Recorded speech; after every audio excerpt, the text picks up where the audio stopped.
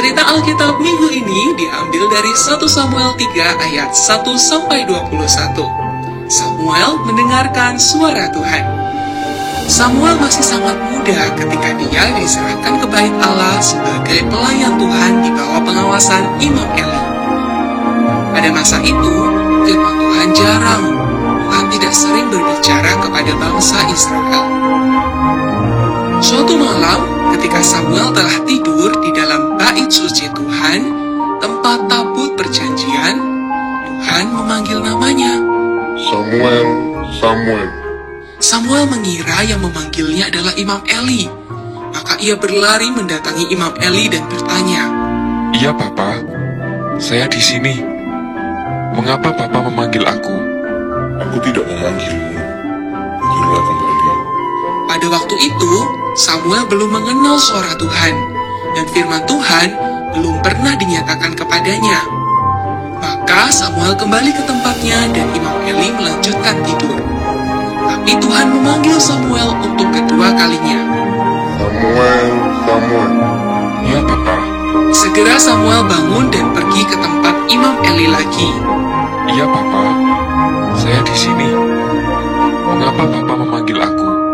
Aku tidak memanggilmu, Samuel. Tidurlah kembali. Setelah terulang 3 kali, akhirnya Imam Eli mengerti bahwa yang memanggil Samuel itu adalah suara Tuhan. Maka ia memberitahukan kepada Samuel untuk kembali ke tempatnya dan berbaring. Pergilah tidur, dan apabila ia memanggil engkau, katakanlah, berbicaralah Tuhan, sebab hamba-Mu ini mendengar. Setelah mendengar hal itu, Samuel kembali ke tempatnya dan berbaring. Lalu, datanglah Tuhan berdiri di sana dan memanggil sama seperti yang tadi. Samuel, Samuel. Tapi kali ini Samuel tidak pergi menemui Imam Eli lagi. Ia segera bangun dan siap untuk mendengarkan suara Tuhan. Berbicaralah Tuhan, sebab hamba-Mu ini mendengar. Sejak saat itu, Tuhan sering berbicara kepada Samuel, dan Samuel mendengarkan dengan baik, kemudian mengatakannya kepada bangsa Israel. Setelah Samuel beranjak dewasa, Tuhan tetap memakainya dan berbicara melalui dia.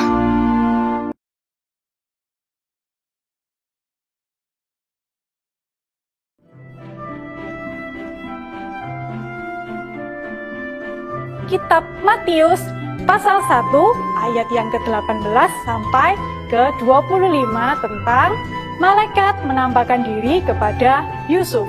Pada waktu itu, Yusuf bertunangan dengan Maria. Yusuf bermaksud membatalkan pernikahannya dengan Maria, maka malaikat Tuhan menampakkan diri kepada Yusuf dalam sebuah mimpi dan berkata, Yusuf, jangan takut untuk mengambil Maria menjadi istrimu, sebab anak yang ada dalam kandungannya adalah dari Roh Kudus. Maria akan melahirkan seorang anak laki-laki dan Yusuf harus menamainya Yesus, karena dialah yang akan menyelamatkan umatnya dari dosa. Dan mereka akan menamakan dia Immanuel, yang berarti Allah menyertai kita. Setelah bangun dari tidurnya, maka Yusuf pun melakukan seperti yang dikatakan malaikat kepadanya. Ia menikah dengan Maria dan akhirnya mendapatkan seorang anak laki-laki yang lahir di kandang domba. Maka Yusuf pun menamai anak itu Yesus.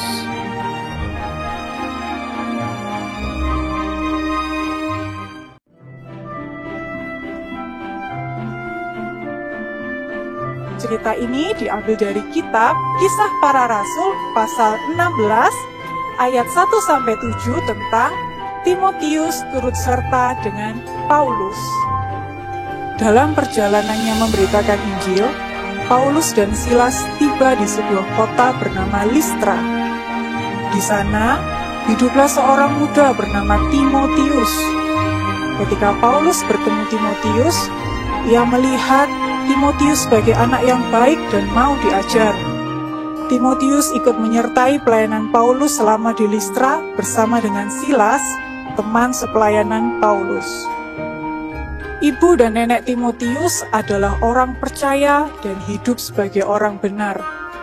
Pasti ibu dan nenek Timotius suka mendoakan Timotius sejak ia lahir sampai dewasa, sehingga Timotius tumbuh sebagai anak yang baik, mudah diajar, dan percaya pada kebenaran firman Tuhan.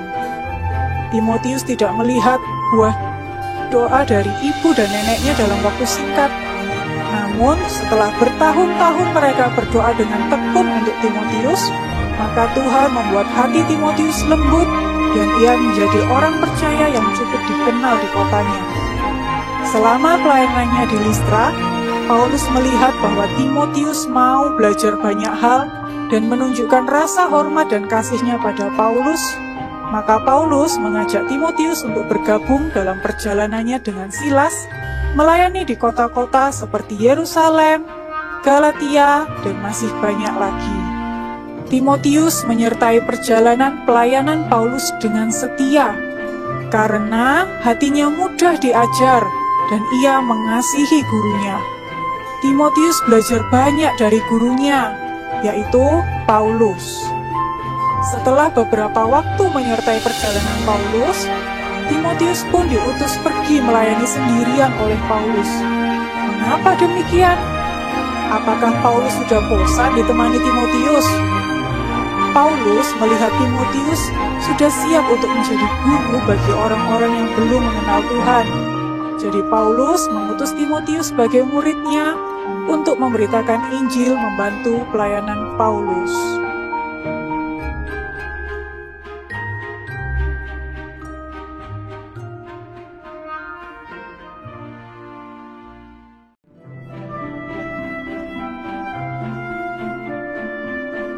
Ada seorang raja, namanya Raja Daud. Raja siapa? Betul, Raja Daud. Raja Daud ini, wah padahal kan raja nih ya, harusnya raja itu sopan, tegak, jaim. Apa tuh jaim ya? Jaim itu gak maulah kalau suruh nari-nari, suruh aneh-aneh. Dia bisanya cuman cool, the cool king. Tapi Raja Daud beda loh. Waktu Raja Daud bawa tabut perjanjian itu masuk lagi ke kota Yerusalem, dia adalah raja yang memberi contoh bagaimana menari dengan sekuat tenaga, dancing, muter-muter, bahkan juga lompat. Dan itu yang dikatakan firman Tuhan.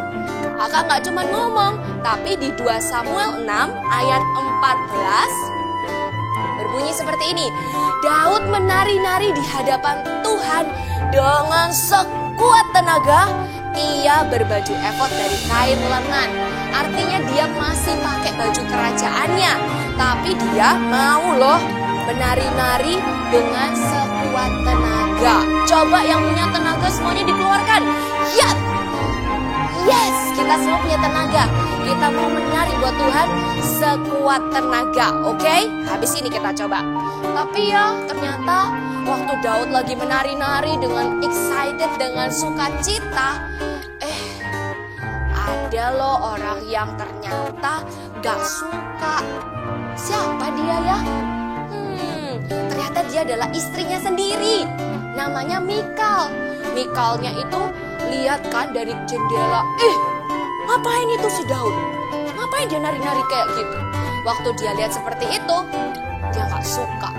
Waktu Daud selesai, tabut perjanjian sudah ditaruh di tempatnya. Daud memberkati semua bangsa Israel. Dia pulang balik ke kerajaan dan ketemulah Daud sama Mikal. Waktu ketemu nih ya, Mikalnya bilang, kamu ngapain nari-nari kayak gitu? Malu-maluin kamu. Kamu kan raja. Kok kamu mau nari-nari seperti itu? Waktu Daud dengar Mikal meremehkan, merendahkan dia karena dia menari buat Tuhan, Daud jawab begini, kok kamu bilang gitu?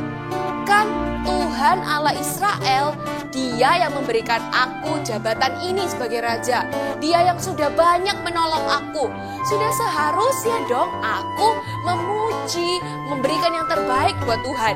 Jadi kenapa aku harus malu-maluin. Justru aku bisa melakukan yang lebih memalukan daripada ini kalau ngomong tentang kasih yang terbaik buat Tuhan. Wah, Daud nih ya, raja yang keren, tapi ternyata dia bisa bilang gitu loh. Cuma buat Tuhan dia rela lakukan apapun.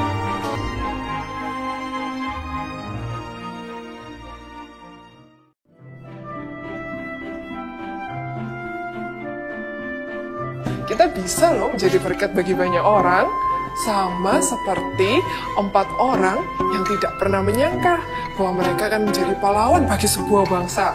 Siapakah mereka? Mereka adalah 4 orang kusta. Di Israel, ada 4 orang berpenyakit kusta. Penyakit kulit itu sangat menular, sehingga tidak ada orang yang mau berdekatan dengan mereka. Kemudian, datanglah bangsa Aram mengepung kota itu. Orang-orang Israel di dalamnya tidak dapat kemana-mana. Lama-kelamaan, mereka kehabisan bahan makanan dan menjadi kelaparan.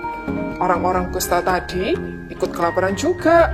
Akhirnya, mereka berempat memutuskan untuk pergi saja ke perkemahan bangsa Aram.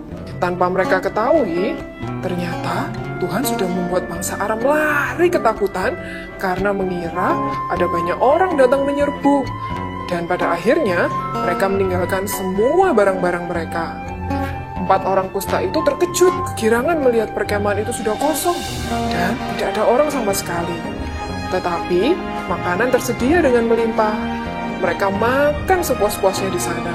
Tidak itu saja, mereka juga mengangkut barang-barang yang ditinggalkan oleh para tentara Aram.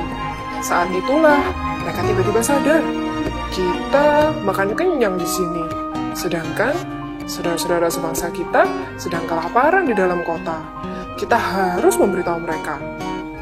Maka mereka pun mendatangi para penjaga pintu gerbang dan menceritakan apa yang telah terjadi di perkemahan orang Aram. Orang-orang Israel dengan girang keluar kota dan masuk ke dalam perkemahan Aram. Di sana, mereka mengangkut semua barang dan makanan yang tertinggal. Mereka terbebas dari kelaparan. Luar biasa, bukan? Nah, adik-adik, Tuhan tidak pernah loh memaksa atau memilih orang-orang yang akan dipakai olehnya. Siapapun yang mau, Tuhan pasti akan memakai mereka. Sama seperti 4 orang kusta tadi. Apa yang mereka lakukan? Apakah mereka menolak? Tidak. Mereka memilih untuk melakukan apa yang diperintahkan oleh Tuhan. Tidak ada yang menyangka, bukan?